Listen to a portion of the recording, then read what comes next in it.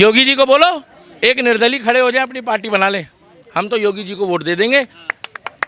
लिख के ले लो, कलकत्ता का केस वेस्ट बंगाल का उत्तर प्रदेश शिफ्ट कर दो, 2 दिन में रिजल्ट ले लो, तीसरे दिन केस खत्म, चौथे दिन फाइल बंद, और 5वें दिन बंदा जो है वो किसी की बहन बेटी को हाथ लगाने से पहले सोचेगा। बोले अपराधी कहाँ है? बोले अपराधी कहाँ है? बोले सर यही तो था सर। हम तो बेसब्री से उस पल का इंतजार कर रहे हैं कि योगी आदित्यनाथ जब ब्लैक कलर की रोल्स रोवर से लेंस क्लूजनर से बाहर उतर रहा होगा और लाल किले में जा रहा होगा, अरे हे क्या अजब नज़ारा होगा रेड कारपेट पे, भगवाधारी प्रधानमंत्री। अब वाला भी बढ़िया है मगर अब वाला थोड़ा सीधा है भाई। देखिए, कोलकाता में लेडी डॉक्टर के साथ जो हुआ वो हर किसी को पता है, जिसके बाद इस मामले की जांच सीबीआई कर रही है। और आज जब कोलकाता की सड़कों पर छात्र निकले, प्रदर्शन कर रहे थे, तो इसके बाद पुलिस के द्वारा लाठीचार्ज किया गया। इन सारी चीज़ों पर बातचीत करने के लिए दिल्ली के दीपक है। आज छात्र जो है डॉक्टर के लिए आवाज़ उठाने के लिए सड़क पर निकले थे, उनको बेरहमी से पीटा गया, लाठीचार्ज किया गया। मैं आपको एक बात बताना चाहूँगा। पहली बात तो ये है, मैं बार बार कहता आ रहा हूँ, हमारे को ममता बनर्जी जी से इस विषय में कोई शिकायत नहीं है, मगर हम ये कहते हैं इस फाइल को बंद करने का एक ही तरीका है, उस अपराधी को वहीं भेज दो जहां पर वो हमारी डॉक्टर बहन गई है, बात खत्म, बराबर, डेट सॉल्व। मगर वो उसको क्यों बचा रहे हैं, क्यों उसको इतने दिन सिक्योरिटी दी जा रही है, क्यों उसको बार बार कभी सीबीआई, कभी कलकत्ता पुलिस, कभी कोर्ट, कभी हॉस्पिटल ले जाया जा रहा है, और उसको क्यों अब जवाई बना के खाना खिलाया जा रहा है। रोटी तो दे रहे होंगे, पानी भी दे रहे होंगे, क्या पता वो भी बिरयानी मांग ले कसाब की तरह, और नहीं खिलाओगे तो वो भूखा मर जाएगा। तो मैं एक ही बात बोलना चाहता हूँ, जिस तरीके से उत्तर प्रदेश में लॉ एंड ऑर्डर है, उस तरीके से उस बहन को इंसाफ दे दो। आज से 2 दिन पहले एक व्यक्ति आसाम का तालाब में अपराधी डूब के मर गया, आपने आवाज़ क्यों नहीं उठाई उसके खिलाफ? पता क्यों? अगर आप गलत के खिलाफ भी आवाज़ उठा रहे हो और उसके साथ सही हुआ है, जो उसको सज़ा मिलनी चाहिए, भाई मरा गलत है मगर इंसाफ मिल गया, वो सही हुआ है क्योंकि अपराधी था। तो आप अगर अपनी पत्रकारिता को गलत दिशा में ले जाओगे तो भगवान से भी डरना पड़ेगा आपको। भाई किसी के मरने में तो दुख होता है, मगर जब कोई अपराधी मरता है तो हमें कोई दुख नहीं होता। पुलिस कस्टडी से भागकर तालाब से गिर के मरा, दोनों फिरकी ले रहे हैं ना। झाग भी फेंक दिया। मैंने पहले भी बताया है कि भैया पेड़ गिरे, हार्ट अटैक आए, झाग छूटे, सांप काटे, अटैक आए, किडनी फेल हो, अपराधी का अंत होना जरूरी है, बहाना कोई भी हो। उसी प्रदेश में अगर इस तरीके से मामला सामने आता है तो तुरंत एक्शन ले लिया जाता है। अगर आपको लगता है कि उत्तर प्रदेश के अंदर ये घटना इस तरीके का हुआ होता, अब तक अपराधी का नाम हुई नहीं है। अगर वहाँ किसी की बहन बेटी को भी छेड़ा गया है ना, तो वो गया अपने पैरों से है और आया लंगड़ा के है, आया तिरछा होके है, और बीच वाली टांग में चोट पाकर आया है। बीच वाली टांग जानते हो, सबके पास है, मतलब पुरुषों के पास। पश्चिम बंगाल के लिए तो अब लेफ्ट मीडिया उसने भी बोलना शुरू कर दिया कि लेफ्ट मीडिया ने भी कि पश्चिम बंगाल में लॉ एंड ऑर्डर की समस्या है। नहीं यकीन आ रहा, ये डॉक्टर वाली घटना जो है ये बताती है कि एक सरकारी इमारत के अंदर एक डॉक्टर सुरक्षित नहीं है। बहन, मैंने हिंदू मुस्लिम की बात नहीं करी है, तुम लोग हिंदू मुस्लिम के लिए मत सोचना, वो भी हिंदू ही है जो अपराधी है, मगर हम तो कह रहे हैं उसको फांसी दो, उसको योगी जी की अदालत में पेश कर दो। आप एक काम करो ना, कलकत्ता का केस वेस्ट बंगाल का उत्तर प्रदेश शिफ्ट कर दो, 2 दिन में रिजल्ट ले लो, तीसरे दिन केस खत्म, चौथे दिन फाइल बंद, और 5वें दिन बंदा जो है वो किसी की बहन बेटी को हाथ लगाने से पहले सोचेगा। मगर आज 12-13 दिन से तफ्तीश चल रही है, और अभी तो गनीमत मनाओ कि सीबीआई आ गई, नहीं तो अब वो अपराधी को बेल भी मिल गई होती। बेल भी मिल गया होता। भाई साहब, जो सेंसिटिव एरिया था ना, उस एरिया में तो पुलिस किसी को घुसने ना दे, वहाँ तोड़ फोड़ भी कर दिया आके लोगों ने, दीवार भी गिरा दी, क्या, और पूरा एरिया तहस नहस कर दिया। इसका मतलब वहाँ जो हुआ है सोच समझ कर हुआ है। और ममता बनर्जी के लिए जितनी तारीफ करो, तरफ ममता बनर्जी के सरकार में जो इस तरीके का घटना सामने आता है, और दूसरी तरफ देखा जाता है कि उन्हीं के लोग सड़कों पे भी उतरते हैं। ममता बनर्जी की मुझे एक आदत बहुत अच्छी लगी है, पूछो क्या? अपने ही मकान के बाहर खुद बैठ गई है कि हमें इंसाफ चाहिए, ये बोल के। मतलब अपना ही घर में घटना होता है और अपने ही घर के बाहर नहीं। कलकत्ता में घटना हुई। वेस्ट बंगाल की मुख्यमंत्री निवास के बाहर बैठ के इंसाफ मांग रहा है। किससे मांग रहा है भाई इंसाफ? तुम तो मुख्यमंत्री हो और मुख्यमंत्री की पावर होती है। किससे इंसाफ मांग रहे हो? किसको पागल समझ रहे हो भाई? हम तो एक ही बात बोलेंगे कि कलकत्ता की बेटी को इंसाफ मिले। और जो लोग सड़कों पे हैं, मैं ये नहीं कहूँगा कि वो हिंसा करे, हिंसा के हम खिलाफ हैं, मगर वो अगर अपना धरना प्रदर्शन दे रहे हैं, अपनी मांगे रख रहे हैं, तो उनको अपनी मांगे रखने का अधिकार है लोकतंत्र में। दूसरी बात, ये वही ममता बनर्जी है जिस टाइम पे शाहीन बाग में लोग बैठे थे एनआरसी और सीए के लिए, तो उनको ये सही ठहरा रही थी। ये वही ममता बनर्जी है जिस टाइम पे लाल किले में आकर किसानों के रूप में दिल्ली पुलिस के ऊपर हमला करने वाले व्यक्तियों ने जब घुसपैठ करी तो ये उनका समर्थन कर रही थी। मगर आज उन्हीं के नागरिक, उन्हीं के राज्य में, उन्हीं के शहर में इंसाफ मांग रहे हैं, तो ये उनके ऊपर आंसू गैस के गोले छोड़वा रही है, पानी की बौछार कर रही है, लाठीचार्ज भी हुआ। अगर आप आके उनके साथ खड़े हो ना, उनको इंसाफ दिलाओ, उनसे टाइम मांगो 10 दिन का। 10 दिन का टाइम मांगो कि 10 दिन के अंदर तुम्हारे को फैसला करके देंगे हम। नहीं तो तुम मुख्यमंत्री अपने आप को कहलाने के लायक नहीं हो। मुख्यमंत्री की पावर होती है, और अगर मुख्यमंत्री की पावर देखनी हो तो हमसे पूछो क्या होती है। पूछो क्या होती है? क्या होती है? आओ उत्तर प्रदेश कभी दिखाते हैं। आओ उत्तर प्रदेश, उनको देखम देखी तो हेमंत बिस्व शर्मा, शिवराज सिंह चौहान, भजन लाल शर्मा और वो यादव जी ने तो कल कह दिया कि जब भारत में रहना है तो जय श्री राम क्या कर लोगे उसका। मध्य प्रदेश के मुख्यमंत्री मोहन यादव जी क्या कह रहे हैं मालूम है?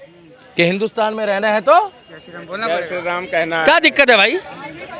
क्या दिक्कत है जब तुम्हारे सऊदी में जाके हिंदू मुस्लिम में बोल देता है, मुस्लिमों की तारीफ कर देता है, तुम्हारे अल्लाह पैगंबर के लिए तारीफ कर देता है, करनी पड़ती है ना। तो यहाँ रह के अगर तुम जय श्री राम नहीं कहोगे तो भाई साहब फिर कौन फिरकी ले लेगा? पूछो कौन लेगा? योगी आदित्यनाथ जब प्रधानमंत्री बनेगा। गलत बोल रहे भाई, हाथ मत बांधो, ताली मार दो। फिर मैं बार बार कह रहा हूँ, इंतजार करो भाई, बड़े भाई, छोटे भाई, योगी आदित्यनाथ का। हम तो बेसब्री से उस पल का इंतजार कर रहे हैं कि योगी आदित्यनाथ जब ब्लैक कलर की रोल्स रोवर से, लेंस क्रूजनर से बाहर उतर रहा होगा और लाल किले में जा रहा होगा। अरे हे क्या अजब नज़ारा होगा रेड कारपेट पे, भगवाधारी प्रधानमंत्री।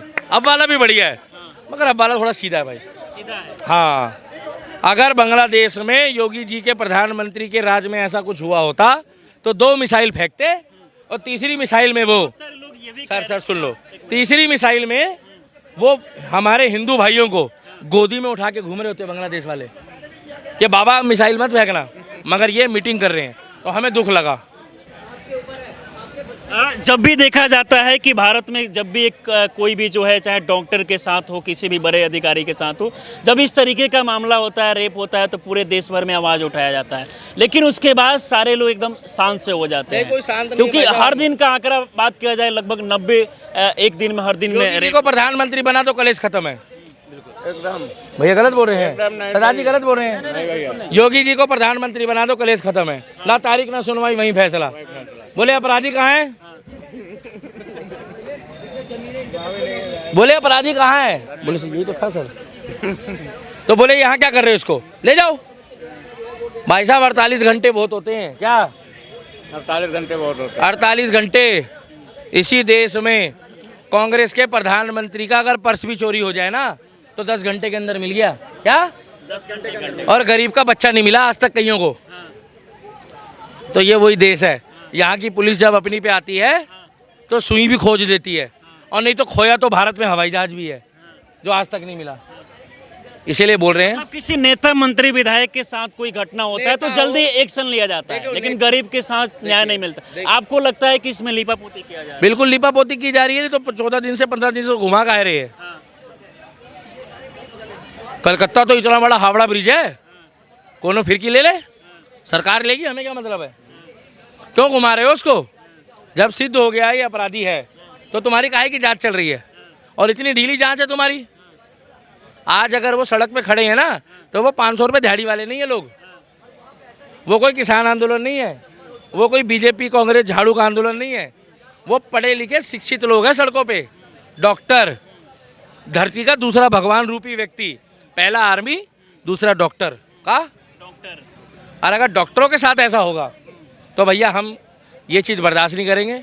ऐसा अगर भगवान ना करे बीजेपी शासित राज्य में होता तो भी हम बर्दाश्त नहीं करते, मगर हमें इतना विश्वास है कि अगर बीजेपी शासित राज्य में होता तो 2 दिन में उनको इंसाफ मिलता। उसको बोलते देवा की अदालत। क्या? हाँ, वहाँ सन्नी देओल का रूल चलता है। कौन सा? और कलकत्ता में जो चल रहा है वेस्ट बंगाल में वो चल रहा है कांग्रेस का रूल, टीएमसी, तृणमूल कांग्रेस, वो एक ही है।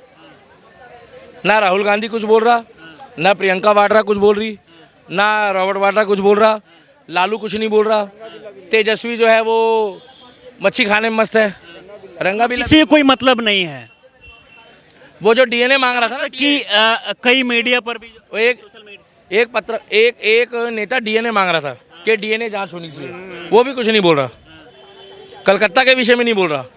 आप पूछोगे जाके, पता क्या कहेगा आपको, आप बीजेपी के पत्रकार हो। आज की डेट में ये बात यहीं ख़त्म कर दूंगा, थक गया हूँ भैया। 4 चीज़ें ध्यान रखना, यहीं ख़त्म करते तो कैमरामैन भी थक गया। अगर आप राम राम कर रहे हो तो आप बीजेपी के हो, अगर आप धर्म की बात कर रहे हो तो आप बीजेपी के हो, धर्म सनातन होना चाहिए।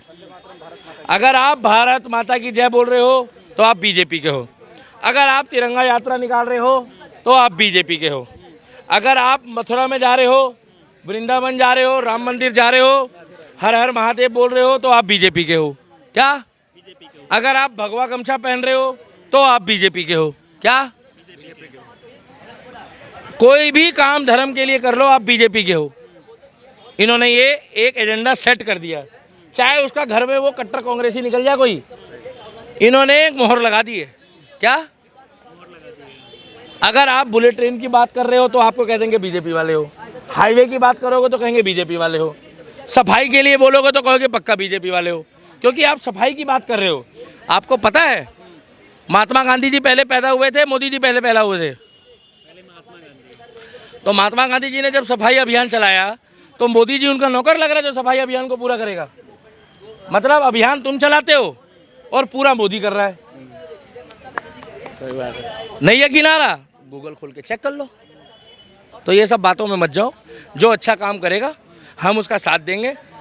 हमें बीजेपी से बढ़िया विकल्प दे दो, हम तो उसको भी वोट दे देंगे। बीजेपी से जो अच्छा देखें। हाँ, योगी जी को बोलो एक निर्दलीय खड़े हो जाए, अपनी पार्टी बना ले, हम तो योगी जी को वोट दे देंगे। निर्दलीय उम्मीदवार आने वाले समय में अब योगी जी प्रधानमंत्री बनेंगे, मोदी बिल्कुल बनेंगे, डंके की चोट पे बनेंगे। जिसने जो उखाड़ना उखाड़ लो, हम भविष्यवाणी कर रहे हैं, लिख के ले लो।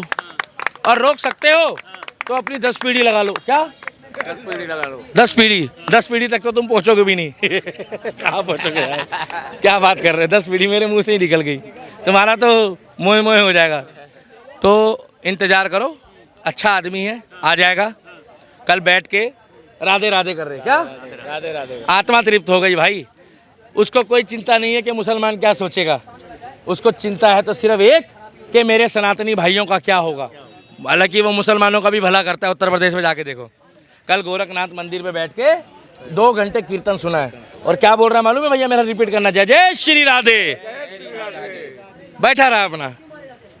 और यही अखिलेश यादव हैं, पहले तो देखता रहता कि कैमरे कम आए कि नहीं, पीछे से फोन आ जाता, हाँ अखिलेश यादव मैं देवबंद से बोल रहा हूँ, हमारे लोग नाराज हो रहे, जरा देर मंदिर में बैठो, चलो बाहर आ जाओ।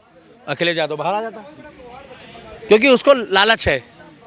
योगी को कोई लालच नहीं है। क्या? योगी को कोई लालच। जो करता है डंके की चोट पे करता है। क्या? और सिक्योरिटी नहीं गाड़ी चलवाती उसकी, गाड़ी वो खुद चलवाता है। कहता है कभी यहाँ घुमा लो और कभी जिसकी औकात है योगी के काफिले के आगे आगे देख ले। पूछो क्या होगा, पूछो, वो तो जब समय आएगा तो पता लगेगा, उसी के साथ होगा।